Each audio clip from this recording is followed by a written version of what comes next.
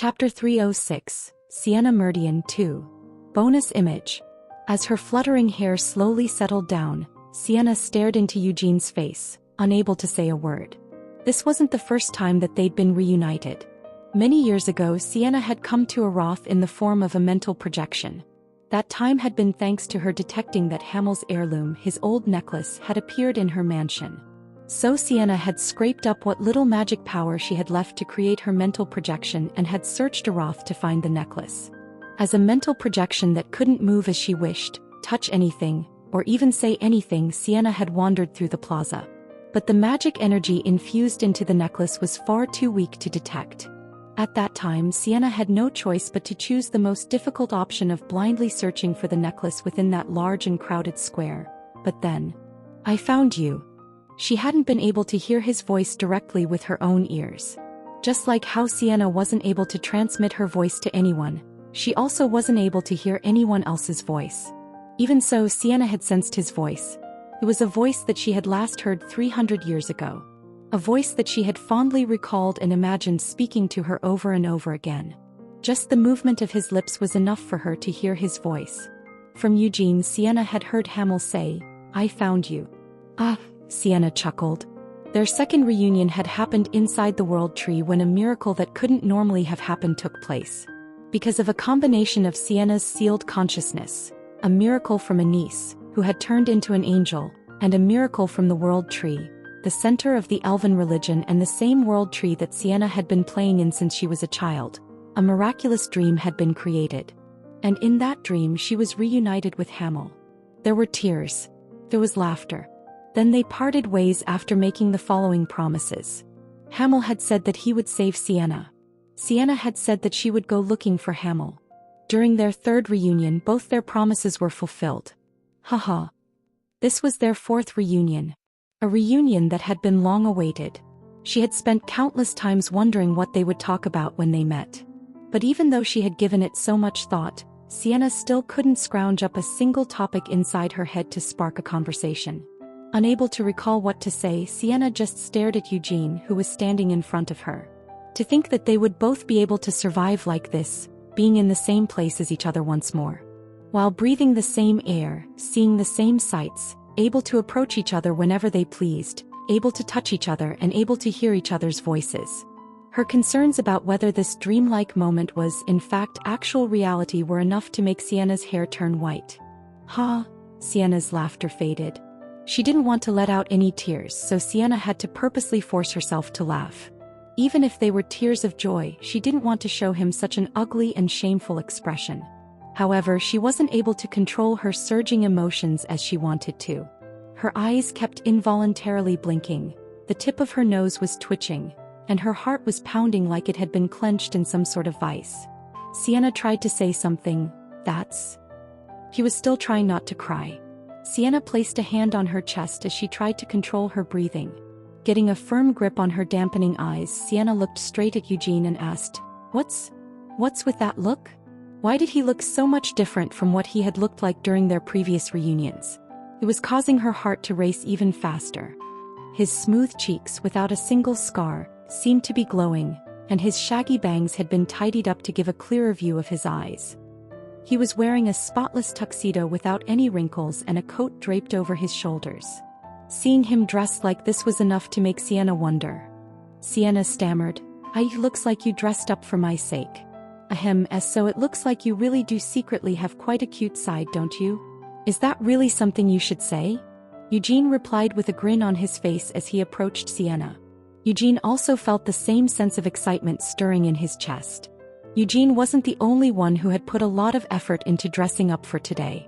He had thought that the outfit he had seen her in last time already looked good enough, but Sienna had also changed into a new set of clothes.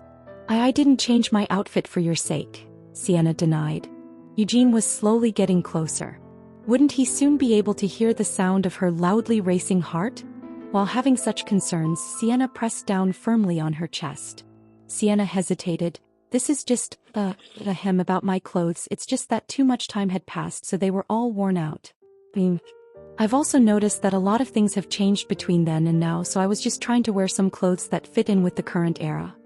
All right, Eugene said with a grin as his steps came to a halt.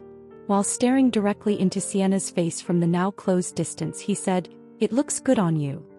"What?" Sienna said, taken aback. Eugene repeated himself, "I said that it looks good on you. What about it?" Are you crazy?" Sienna stammered, her face having turned bright red. While trying to cover her overheated face with both hands, Sienna staggered back a few paces. "What did he say just now?" "It looks good on you. He said that to me. Something like that. That stupid idiot bastard Hamel? What's with your reaction?" Eugene questioned. "I put a lot of thought into those words, you know." Sienna stuttered in shock. No, it's just... Could it be that you drank a little before coming here?" "Why would I have a drink before coming here to meet with you?" Eugene asked in confusion. Sienna protested.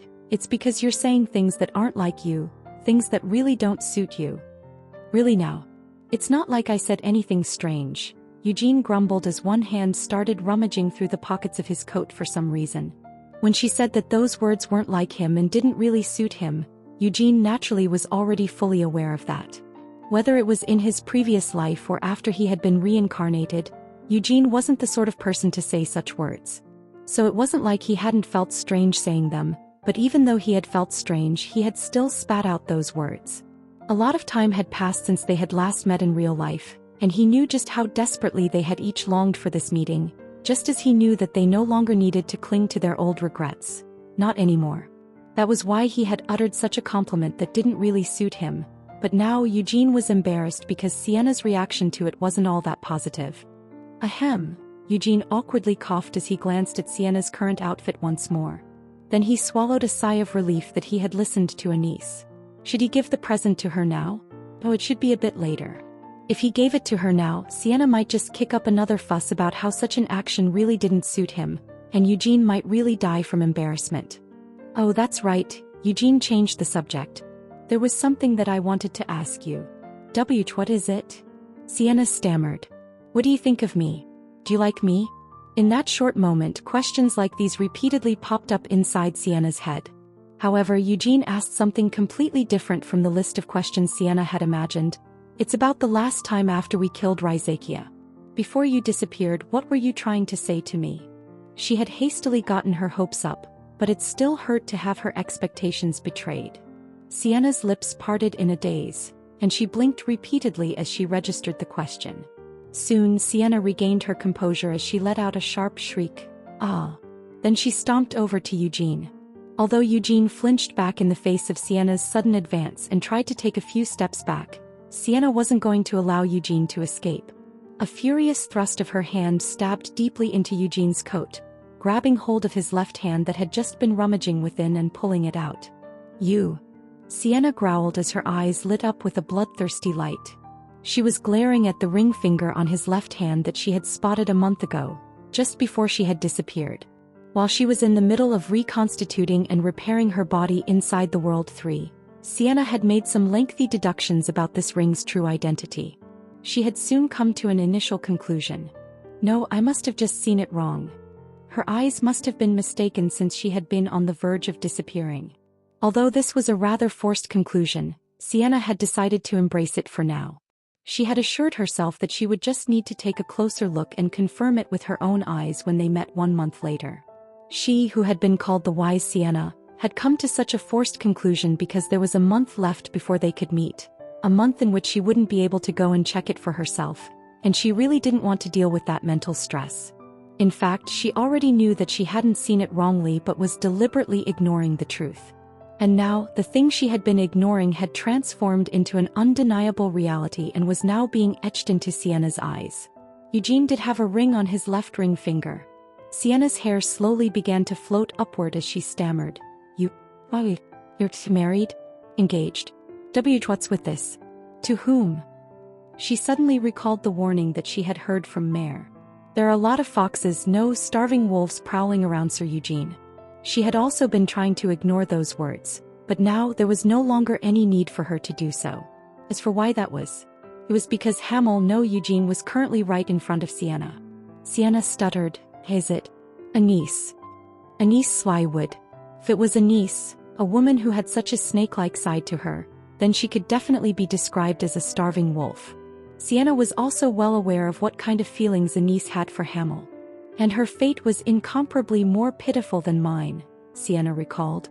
Although she could have somehow escaped her fate if she had truly wanted to, Anise had chosen not to do so and had accepted her fate. While remaining pure her entire life, Anise had lived the life of a religious idol as the saint. The fate that Anise had accepted would steal from her the happiness she deserved and would make it impossible for her to rest even in death. Anise had been fully aware of these facts, yet she had still decided to accept her fate. For the sake of the future, for the sake of the world, and because their future generations would need the saint. But what if Hamel hadn't died? What if all 5 of them had survived, slain the demon kings and saved the world? Anise wouldn't have needed to accept such a fate. What was so good about being the saint? Even if it meant going up against the Pope and the entire church, even if Anise herself were to refuse, Sienna would still have chosen to carry Anise off so they could have a future together with Hamel. However, she hadn't been able to do so. Hamel had died and they hadn't managed to slay all of the demon kings. They were defeated. So they had needed to make contingencies for the future. That future was now. Anise had sacrificed herself and become an angel. The immoral and blood-soaked miracle of the Holy Empire of Eurus had created a saint who looked just like Anise for the current era, while Anise, who had become an angel, now dwelled within the saint of this era. Sienna had sincerely wished for Anise's salvation. As such, if it was Anise who was now with Eugene, then she would be able to accept it to some extent. However, she made a move before me? That couldn't be allowed. If they've only just exchanged rings, then that's still alright, but just how far have they really gone? Sienna's eyes kept shaking. While she knew that thinking about precedence in an issue like this was strange, still, if at all possible, Sienna had hoped to come before Anise. No way, Sienna muttered to herself. Sienna's shoulders shook as she suddenly thought of another scenario. What if is it the one who looks like Anise, the saint of this era? Sienna asked, thinking that it was definitely possible. Rather than Anise, who had become an angel, the saint of the current era who was alive and well, was more suspicious. That saint could have been influenced by Anise, who dwelled within her, to exchange rings with Hamel. And perhaps, it was also possible that the saint herself could have fallen in love with Hamel. Calm down, Eugene tried to tell her. What crazy idea was she having now? Letting out a snort, Eugene shook his head. He had experienced a similar reaction before, so he was now used to it. Naturally, Sienna wasn't able to immediately calm down just because Eugene said to. With eyes that were rapidly growing colder, she glared into Eugene's face. "You son of a bitch," Sienna cursed. Eugene sighed. "I'm telling you to calm down." Sienna refused. "You motherfucker. Hey, stop cursing and take a good look at it. Shouldn't you be able to tell that this isn't an ordinary ring?" Eugene persuaded her. He wanted her to calm down and take a good look? Huffing angrily, Sienna glared at Eugene's ring.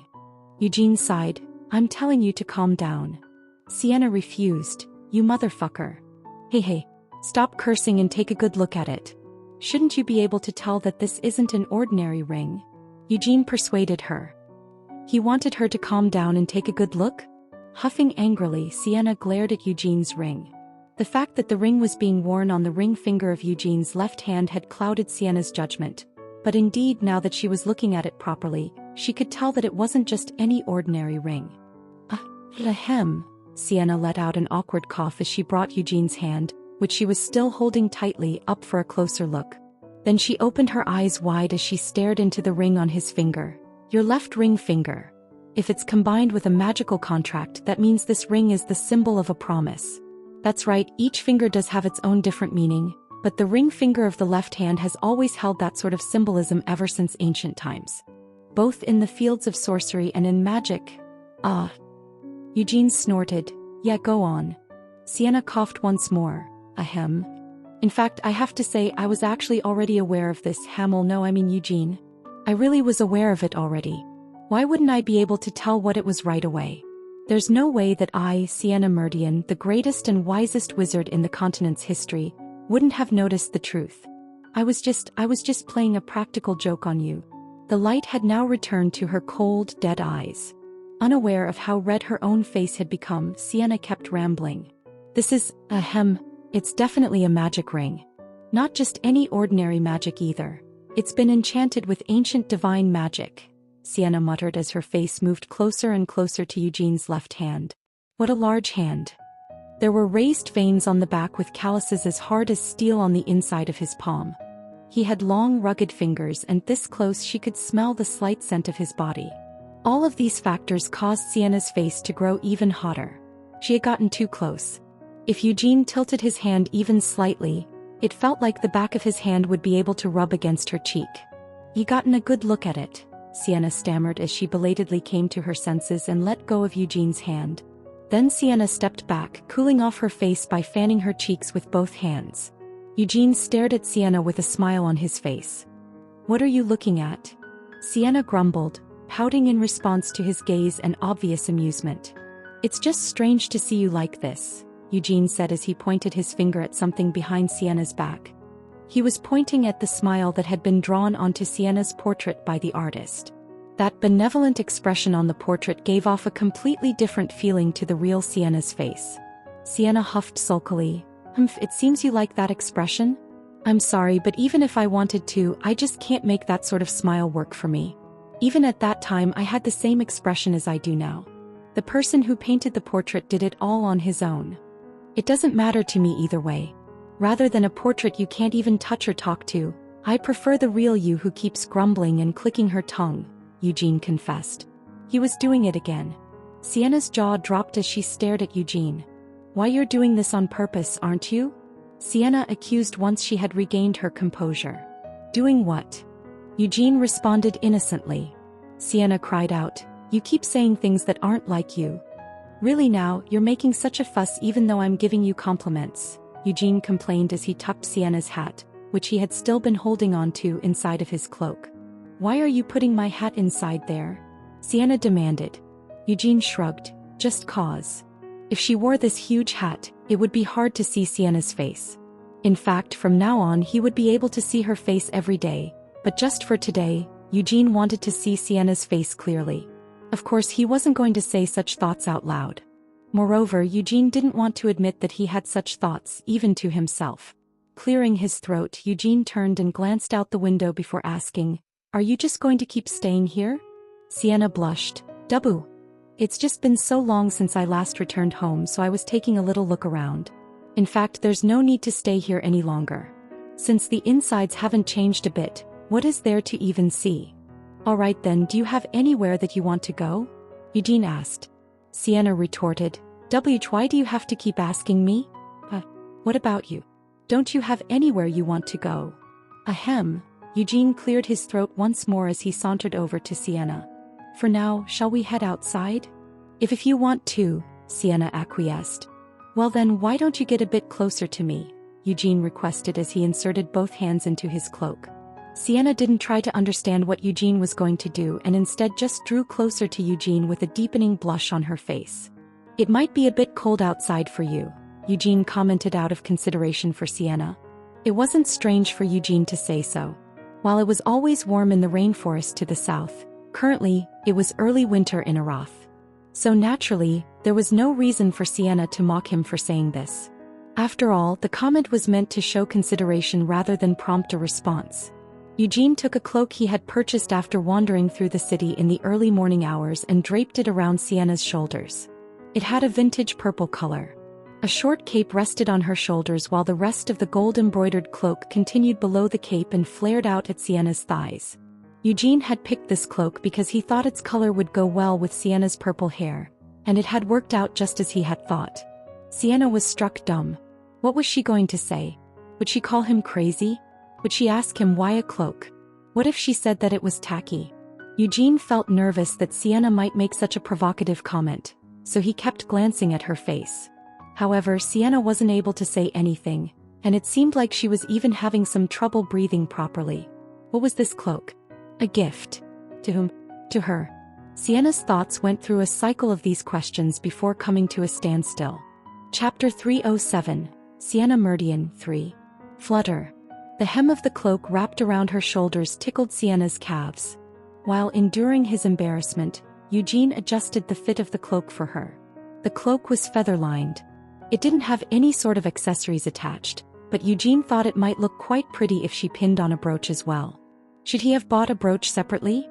For a moment, such a thought ran through Eugene's head, but even if he regretted it now, it wasn't like he could just magically make a brooch appear, could he? But truthfully, it wasn't like he didn't have any on him right now. Even though it had been transformed into the shape of a coat, the cloak of darkness could still faithfully perform its usual functions.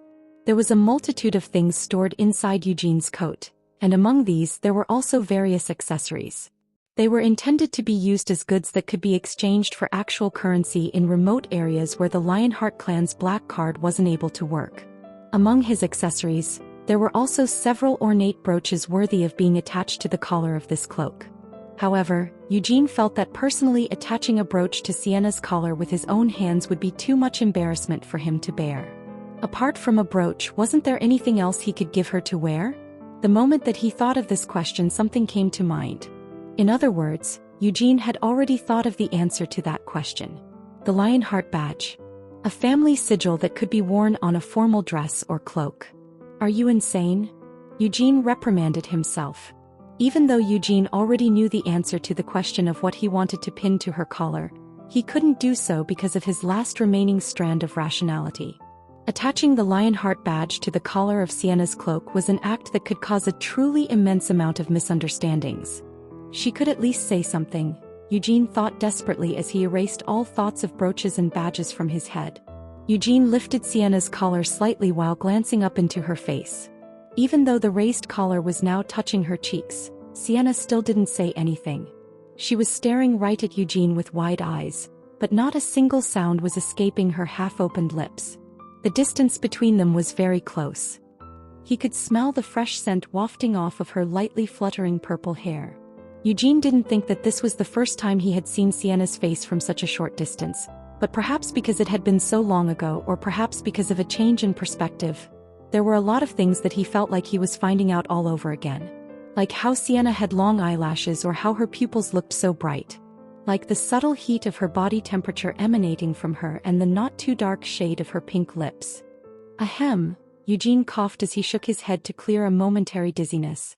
Then, while trying not to reveal the feelings that had just come over him, Eugene gave Sienna a light pat on the shoulders. It was only after this slight shaking of her body that Sienna came to her senses. She took a deep breath and skipped a few steps backward. Then she snapped her fingers and cast a spell. Creating a magical mirror that floated right next to her, Sienna looked at herself in the mirror and commented, "I don't know who picked it out for you, but it looks good on me." She moved her body this way and that and even spun around on the spot. The hem of her cloak swayed in sync with each of Sienna's movements. Perhaps because it had been purchased in the capital city of Aroth, which was called the Magic Kingdom, even a cloak like this had been enchanted. Though there weren't any impressive applications of magic by Sienna's standards. The hem of the cloak had been enchanted to move on its own so as to not interfere with its wearer's movements, and magic had also been applied to keep it clean, preserve its shape and retain its wearer's body temperature. There weren't any enchantments that would provide a defense against physical attacks, resistance to magical attacks, or any type of aid in casting spells. In other words, these enchantments meant that this cloak was neither a weapon nor armor. The spells to keep it clean, preserve its form and help maintain body temperature weren't exceptional examples of such enchantments either. They were only on the level of making it slightly cooler in the summer and slightly warmer in the winter. It was just a piece of clothing whose designers had attempted to provide a certain level of convenience. But it was precisely because of that Sienna felt so overwhelmed with emotions upon receiving this cloak. The reason why a guy like Hamel had given her this cloak that couldn't be used as either a weapon or a piece of armor. "It's pretty," Sienna muttered as she looked at her reflection in the magic mirror. She didn't feel any shame or embarrassment from saying these words. Sienna was already so full of those emotions that they were causing her face to be about as red as a well-ripened apple. And thanks to her head being so overheated and her heart racing so fast, she had found it difficult to say anything. However, now that she had finally said something, she felt like she wouldn't stutter or stop the next flow of words either. With a bright smile, Sienna looked at her reflection in the mirror once more. This was the cloak that Hamel, no Eugene, had specifically picked out as a gift for her. Sienna spun around to look at Eugene. "How is it?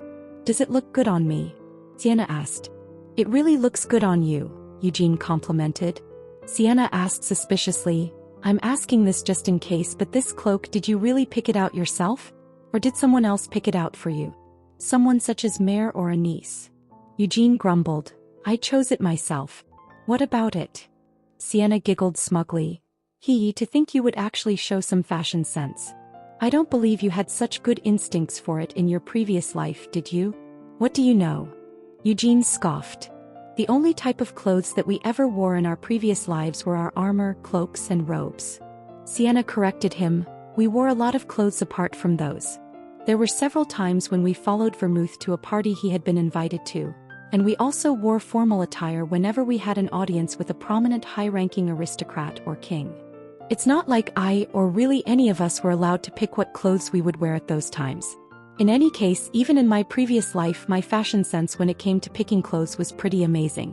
So, I made sure to pick this cloak out for you, ahem. Eugene's words trailed off with an awkward cough. Sienna giggled as she got rid of the magic mirror and turned to look out the window. Like you said, it really does look cold outside, Sienna assessed. Although I don't think this cloak is actually meant to be worn in winter. Eugene huffed in exasperation. In that case, just take it off then. Don't want to. I'm definitely never taking it off, Sienna refused as she walked past Eugene with a mischievous smile. Since I'm wearing some new clothes, shall we take a walk outside? Let me tell you this in advance, Eugene, I may have lived in Arath for quite a long time, but that was 200 years ago, alright?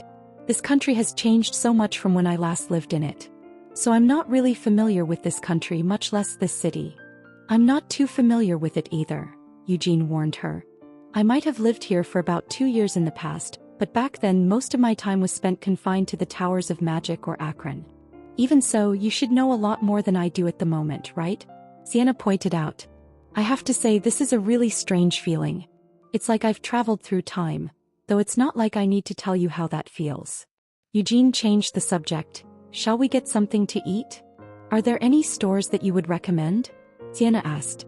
There's one that sells crab, Eugene said as he recalled the restaurant he had visited with Lovelyan a few years ago. They had gone to that restaurant because Eugene had happened to casually mention the dish, but the ice crabs, which were a specialty of Roer, that he had eaten there were quite delicious. Sienna looked doubtful. Crab? You're talking about that crab? The thing that looks like an insect of the sea with claws and a hard shell? Eugene sighed. Don't you think you're being a bit too harsh on crabs? There's really no difference between them. Prawns and crabs are exactly like the insects of the sea. Eugene, do you find insects delicious? Sienna asked mockingly. No, like I said, they aren't insects, Eugene tried to argue. In any case, I don't want to eat them, Sienna said as she glanced over to check Eugene's expression. In fact, Sienna was the type to dislike seafood in general, not just things like crabs and shrimp in particular. This was because Sienna had lived in the center of the rainforest, which was far away from the sea from her childhood to adulthood. It was also because of her memories from when she fell into the sea while having to deal with an attack by sea monsters and black wizards, back when they were crossing the sea to Helmuth after Hamel had first joined the party. It was Hamel who had saved Sienna when she was about to be sucked into a whirlpool. Hamel had barely managed to keep hold of Sienna, who had lost consciousness, and the two had drifted along with the ocean currents that had been churned into a frenzy by a spell. This was back when they were both strangers to each other. The two of them eventually landed on a small island far from their ship.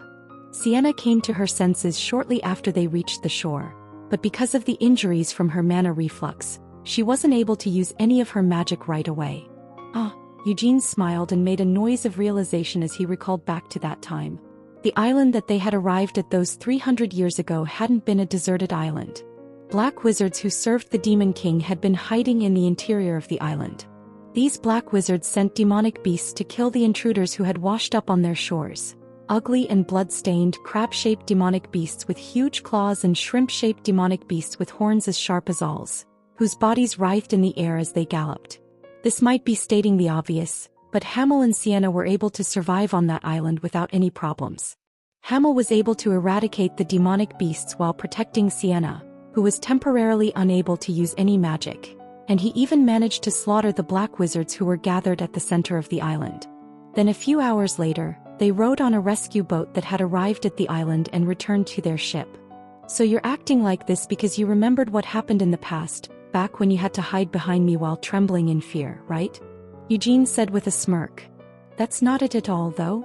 Sienna denied it with feigned nonchalance. What do you mean it's not? Eugene snorted. Back then you said that you couldn't fully trust me, so you almost got killed by the demonic beasts while trying to explore the island on your own. To tell the truth, it wasn't really because Sienna hadn't trusted Hamel but because of a complex mix of several different sources of embarrassment. So you can't even fly in the sky, huh? While teasing Hamel with those words, Sienna had streaked through the skies over the sea while shooting out her spells, only to shamefully be hit by a counterattack and crash into the sea. She was extremely grateful that Hamel had leaped into the sea to save her, but Sienna was also ashamed of the embarrassing sight that she couldn't help but pose due to her soaking wet clothes. She had just intended to take a moment to quickly dry her clothes before moving on, but she ended up being even more ashamed when she was forced to cry out "Kaya" at the sight of the invading demonic beasts. I said that it's not, Sienna insisted sulkily. Setting everything else aside, Eugene was correct that this was where Sienna's dislike of shrimps and crabs came from. Stuck in a situation where she wasn't able to use her magic, Sienna had faced those demonic beasts, those creepily giant crabs and shrimps with their rolling eyes and red froth at their mouth that looked like bubbles of blood, and she could still clearly recall the helplessness and terror that she had felt back then. In any case, I don't want us to go and get some crabs, Sienna insisted. Come to think of it, it was starting from that island that Sienna began to pay close attention to Hamel. As you helped me. Because you leaped into the sea to save me and protected me when I was unable to use my magic, Sienna thought fondly. Hey, you can stop shaking now. You're fine, aren't you? Your magic?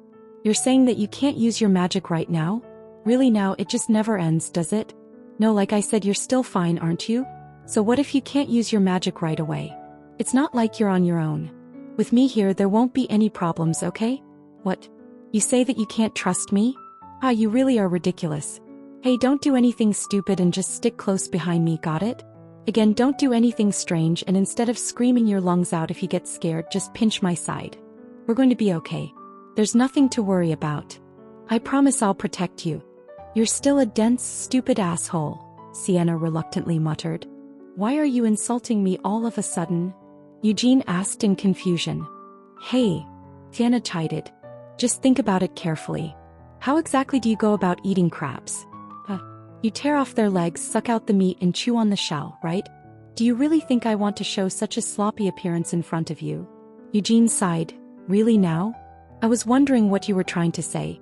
When we were in the Devil Dome, whether it was crabs or what, we ate all kinds of things from bugs to demonic beast.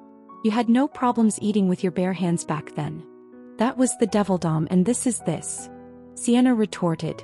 Also, since this current era has gotten a lot more convenient, you don't even need to use your hands when eating crab, Eugene informed her. The meat is sucked out nicely for you with magic. If I say that I don't want to eat it, you should just accept that I don't want to eat it, Sienna huffed. Eugene smiled. I know you're just being stubborn because you're embarrassed for no reason. I said that I don't want to eat it. Let's just head out and walk around a bit. Do you have a beggar in your stomach? One? Are you really that hungry? In fact, I'm not hungry at all. I just want to walk around with you and take a look at. Sienna's voice, which had been spitting out words in a fit of pique, came to an abrupt stop. Sienna's lips flapped soundlessly for a few moments before she abruptly sprinted past Eugene and raced down the stairs. Was she crazy? What did she say just now? Well, if it's now, I think it should be all right to say those kinds of words to him. Sienna may have thought this to herself, but it didn't work out so well when she tried to put it into practice. As expected, Sienna Meridian's personality was the same as it had always been. Eugene clicked his tone in disappointment as he watched Sienna's back burst through the doors of the mansion as if she was running away from something. She's still just as troublesome as ever, Eugene muttered. But that was exactly why he had missed her so much, wanted to see her, and was happy now that she was here. Eugene grinned as he followed Sienna out of the mansion. It's not like either of us is so busy that we don't even have the time to get something to eat, Eugene said as he approached Sienna, who was standing with her back turned to him. That's not the issue. Sienna hesitated. It's just that I, with you, since we were able to survive like this and meet once again after so long. So you're just feeling impatient? Eugene asked bluntly. I'll kill you, Sienna hissed. Whether it's going on a walk with you, taking a look around, or sightseeing, from now on we'll be able to do all of that forever. Eugene promised her before turning away slightly and letting out an embarrassed cough. At these words, Sienna flinched and turned to look at Eugene in surprise. Did I say anything strange? Why are you looking at me with such a surprised look? Eugene asked defensively. Sienna hummed thoughtfully. Or else what? Should we stop meeting each other from today onwards? Now that everyone has been able to return safely and we've shown our faces to each other, we should go our own ways from now on. Is that what you want? Eugene asked sarcastically. How could I? Sienna shouted while shaking her head violently. Then in a softer tone, there's no way that's the case. We can't do that and I don't want us to do that. It's been 300 years, Eugene. It's been so long and so much time has passed. Both for you and for me. Sienna's face was still heated from earlier. Even though she had been just fine when she first came to Arath. Sienna hesitantly continued, You were reincarnated and I've managed to recover after almost dying. During those long 300 years a lot of things have changed. One of those things is your new name, Eugene Lionheart. Honestly speaking, I still feel awkward saying your current name. I feel like I'll just keep calling you Hamel without even realizing it. It doesn't matter what you call me. No matter what my name is now or how much the world has changed, I'm still the same me that you've always known, Eugene reassured her. That's true, Sienna agreed before insisting, but even so, I want to call you by your current name.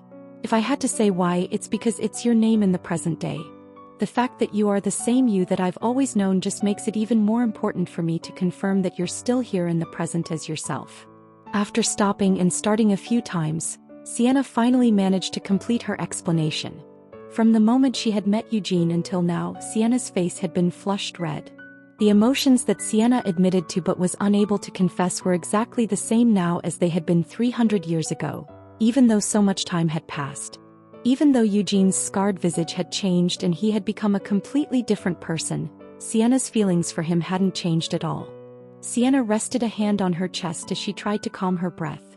There was no need for her to try and deny her feelings. But I still can't help but feel embarrassed, Sienna thought. She was still just as excited and embarrassed as she ever was by everything that this man in front of her said and did. Eugene, Sienna poured all her emotions into her voice as she called out his name. Eugene Lionheart. This name would be dropping from Sienna's lips over and over again from now on. Sometimes with the feelings left over from hundreds of years ago and sometimes with the feelings created at that very moment. With all of her annoyance, her anger, her joy, her amusement, and her love. She might be smiling, she might be crying, or she might even be hugging him when she said it.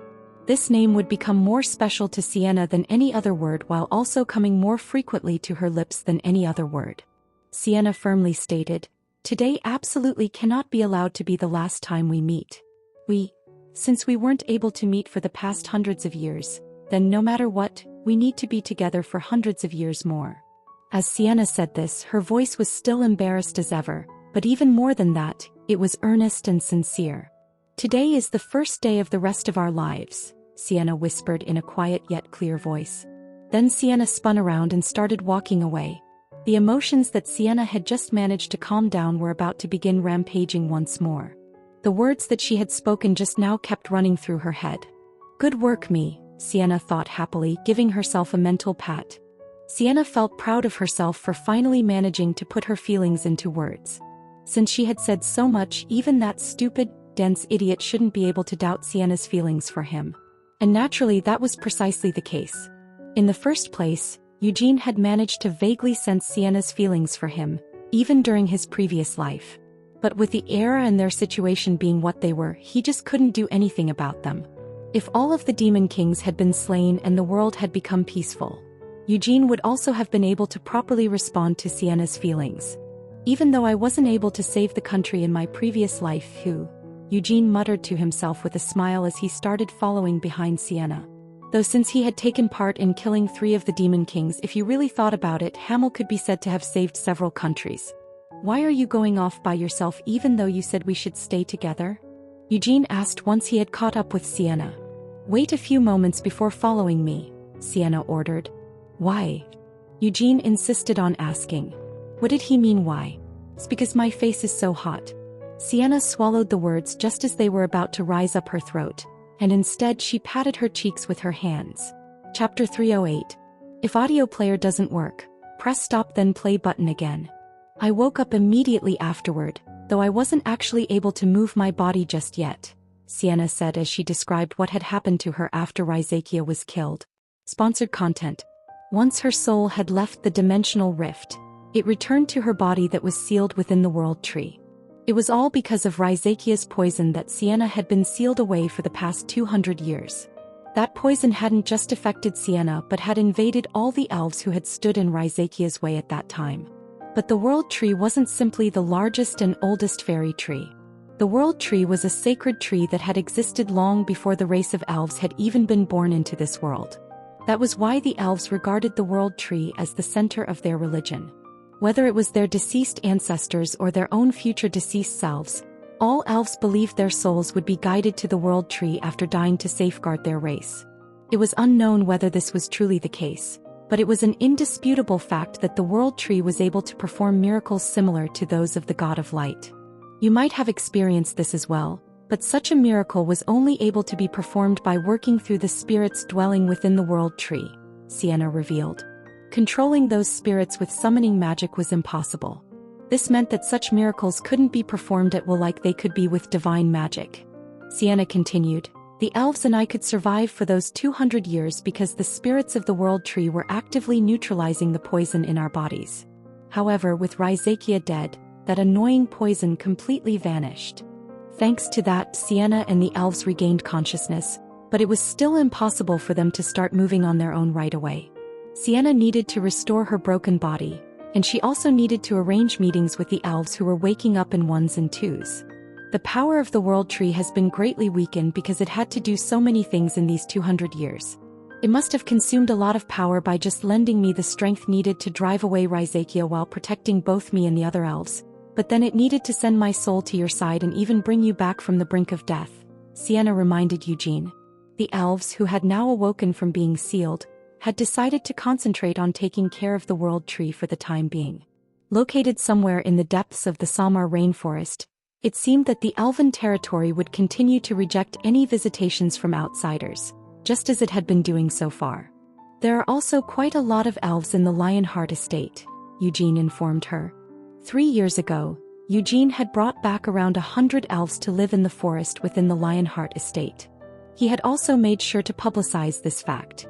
This was done to publicly assert the Lionheart's position as the greatest source of support for the elves and also spread the word that they would provide unconditional protection to any wandering or escaped elves. Since then, the number of elves living with the Lionhearts had increased little by little as escaped elven slaves and elves that either wandered around or lived in hiding to avoid being enslaved arrived at their gates. There were also a few owners of elven slaves and slave traders themselves who had knocked on the Lionheart's doors. This was because of the offer that the Lionhearts had attached to their proclamation. The Lionhearts would pay a bounty for any elf brought to them. However, a few of those visitors had also been hoping to use this as an opportunity to open up a relationship with the Lionheart clan. Eugene didn't know the full details regarding this issue. This was because of Gilead and Ancilla, who were in charge of the family and were responsible for dealing with this kind of matter. In any case, the number of elves living within the Lionheart's forest had increased considerably, their number having already surpassed 150.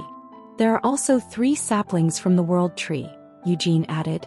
Thanks to the elves' diligent care, the saplings had also shown tremendous growth. The Lionheart forest also benefited a lot from the saplings. The current Lionheart forest was as rich in mana as an ordinary ley line, and there was an abundance of spirits as well. This naturally led to the strengthening of the Lionheart clan's knightly orders. The rich mana helped accelerate the advancements of the knights, and the ones who were considered particularly outstanding among their number had even managed to sign a contract with the spirits. That's good news, Sienna said with a cheerful laugh.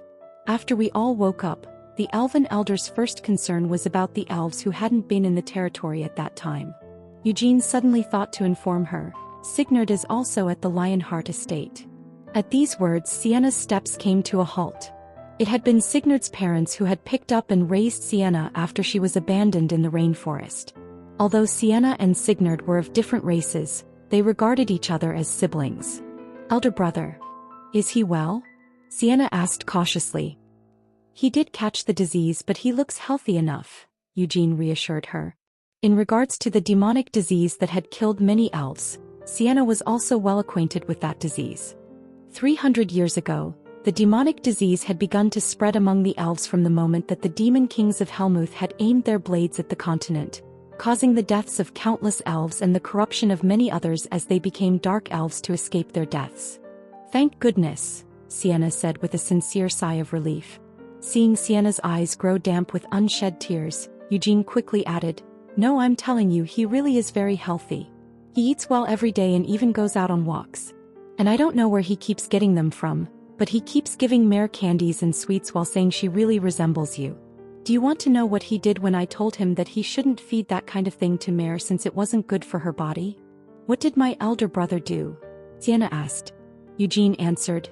"He tried to give her the roots of some kind of plant or tree while saying they were good for the body and tasted sweet when chewed." "Can you believe that?" Sienna smiled. "Did Mare really chew on those?" Sponsored content. "Would you?" Eugene scoffed. She accepted it with a grateful attitude, then threw it away later. Sienna giggled as Eugene spoke. 200 years was a long time even for the elves. During the short period after they had barely managed to survive Raizakia's attack, the souls of the ancestral elves dwelling within the World Tree had given Sienna the knowledge of how to overcome her current crisis. That was how Sienna managed to conceal their territory to protect the World Tree and the elves within while also interfering with the memories of all the elves who had been left outside. "At that time I was already dying," Sienna recalled. So how had she been able to cast such a spell all on her own? Her memories of that time were faint. It was the same case when she tried to recall how she had managed to block Raizakia's breath attack. Even in perfect condition, it would have been impossible for Sienna to defeat Raizakia all by herself. But at that time Sienna had actually been on the verge of death from the huge hole in her chest. At that moment, Sienna absolutely shouldn't have been able to stop Raizakia. If the World Tree and the other elves hadn't lent their power to Sienna, Raizakia's breath would have melted away the World Tree, those hundreds of elves and Sienna as well. Sienna thought back to that moment. I had to do it. I had no choice but to do it. That was the thought running through my head. Honestly speaking, the current me is incapable of using the same spell that I used back then. Although Sienna herself had cast that spell, the will that had enabled her to do so wasn't Sienna's own. She had cast an ancient spell that came from an era that had been forgotten even among the long-lived elves. In Aroth, research on ancient spells that were similar to what Sienna had managed to cast was steadily progressing, but from the very beginning, there were many mysterious points about this so-called ancient era. This was because there were hardly any complete remnants or materials left from that time. All the scholars had managed to figure out was that the ancient era of the distant past had literally been an age of myth. This age of myth was the era in which the god of light, who currently possessed the most widely worshipped and widespread religion on the whole continent, had actually walked the earth, and many other gods were said to have also been present during that period. The ring that Eugene was currently wearing on his left ring finger was a holy relic of Ogoroth, who had been worshipped as a god of war during that ancient era. Sienna paused before saying, "Vermouth There's no need to talk about him right now." Eugene interrupted what Sienna was about to say. "That isn't something I should listen to all on my own, and I think you would also have a hard time talking about it right now. Don't blame Vermouth." Back when Eugene had first met with Sienna's mental projection within the World Tree, that was what Sienna had said. Eugene hesitated. "I've already said this earlier. Regarding Anise, she might have died, but it's actually like she's still alive. When you're just trying to make great content at bit.ly/3ibfjv. Eugene told Sienna everything about Anise and Christina. He told her of how Anise, who had become an angel, now dwelled within the saintess of the current era, so she was still around, even if it was only in the form of her soul. It might be a bit strange to say this, but she's actually doing quite well. Even now she's taking care of Mare so that you and I can meet like this. As such, while we do need to talk about Vermouth, let's do it later once we've met up with Anise," Eugene proposed. Mare was currently staying with Anise, but this was something that Mare had actually proposed in the first place. Instead of following Eugene, Mare had said that she would rather stay behind with Anise and Rhaenyra. But to tell the truth, this was all a cunning ruse on Mare's part. She was worried that if she went with him, Eugene might be distracted by the fact that Mare was observing from inside his cloak and would be a bit too careful with his behavior. It would also allow Mare to keep an eye on the cunning Saint sisters so that they wouldn't be able to interfere with Eugene and Sienna's date. Alright, Sienna finally agreed with Eugene after giving it some thought. Unaware of the truth behind Mare's absence, Sienna resumed walking together with Eugene once more. She had tried to talk with Eugene about vermouth the last time they had met. However, they hadn't had all that much time back then, and Sienna had also thought that she needed to be careful about what she said to Eugene. The 5 heroes from 300 years ago were all tied together by strong bonds. However, Sienna thought that even among their 5, the bond between Vermouth and Hamel had to be the strongest. Among all of their party, Vermouth was the one who Hamel was most strongly focused on, and throughout their journey Hamel had always been trying to surpass Vermouth. Hamel was the only one who saw Vermouth in that way. To the others, Vermouth was the perfect hero who none could surpass. To save the lives of his comrades and preserve Hamel's soul, Vermouth had even managed to drag the Demon King into making an oath that had ended the war, and he had accomplished this all by himself. Then Vermouth had gone and tricked everyone by faking his own death and had even struck Sienna with a deadly wound that could have killed her. To think that the reason Vermouth would go so far had something to do with him arranging for Hamel to be reincarnated as his own descendant. Even now, Sienna couldn't understand it. If Vermouth had desired Hamel's reincarnation and enacted a plan to arrange it, and if he had just told Sienna about his plan, then Sienna would have naturally cooperated with Vermouth. Because Sienna had desperately desired the return of Hamel just as much as Vermouth had. However, Vermouth hadn't done so. At that time, Vermouth didn't say anything to Sienna. But was that really Vermouth? Sienna asked herself. Sponsored content. Sienna had felt a strong sense of incongruity from the moment Vermouth had attacked her. His eyes felt so cold it was as if Sienna was staring into something lifeless. But Sienna had yet to confide all her suspicions about Vermouth to Eugene. Hey, Hamel, listen closely. Although the one who tried to kill me seemed like Vermouth, he didn't really seem like Vermouth. Got it? With an expression that seemed to dismiss the significance of her own wounds, that was all Sienna had said to him when they had met in the World Tree. Sienna had felt it would be best to leave things at that for now. Even though she had been left in a state where she was still barely alive, practically dead, Sienna had thought that Hamel, who was now all alone, might drive himself into a torturous frenzy if she told him the truth with a teary and miserable expression. Sienna had no desire to see Hamel go on a rampage while filled with fury and rage toward Vermouth. But now you're no longer alone, Sienna quietly said to herself. Anise was now at Eugene's side, and so too was Sienna. More than anything else, Sienna just felt that it was fortunate that Eugene was no longer alone. What are you muttering all of a sudden? Eugene grumbled. It's nothing, Sienna said with a giggle as she shot a sideways glance. She kept taking glimpses of Eugene's face as he walked right beside her. After leaving the mansion, the two had walked through Meridian Square and were now walking down the city streets. They didn't go into any of the restaurants or cafes nearby. Sienna was perfectly happy and satisfied with just walking with Eugene as they watched people duck in and out of shops before continuing down the street. So much has changed, Sienna commented. Of course I've changed, Eugene said defensively. I died and was reincarnated into a completely different body after all. Sienna corrected him. I wasn't talking about you. Then why were you looking at my face when you said it? Eugene responded. I wasn't looking at your face, though. Sienna weakly tried to deny it. I really wasn't looking at your face. I was looking at the scenery of the city past your face. This wasn't a complete lie.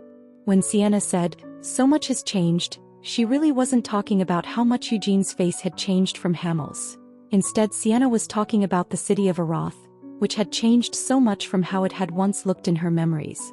However, it was true that while looking at the city, Sienna had also been staring at Eugene's face. Sienna changed the subject. Did you know? See those floating stations up in the sky?